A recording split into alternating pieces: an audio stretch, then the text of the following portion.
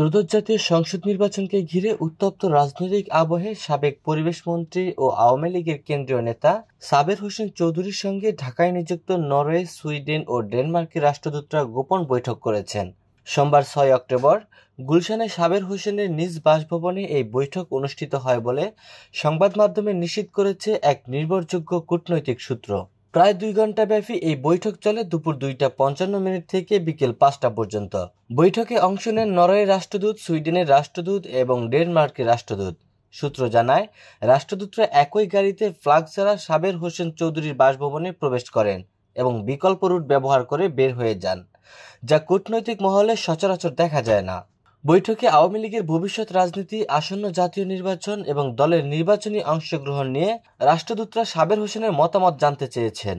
আলোচনায় উঠে আসে, নিষিদ্ধ দল হিসেবে আওয়ামী লীগ কিভাবে রাজনৈতিক প্রক্রিয়ায় ফিরতে পারে এবং দলটির স্বচ্ছ ভাবমূর্তির নেতাদের অংশগ্রহণের সুযোগ থাকলে আন্তর্জাতিক মহলের অবস্থান কি হবে। রাষ্ট্রদূতরা মনে করেন, নির্বাচনে একটি লেভেল প্লেইং ফিল্ড তৈরি করতে বড় দলের অংশগ্রহণ গুরুত্বপূর্ণ।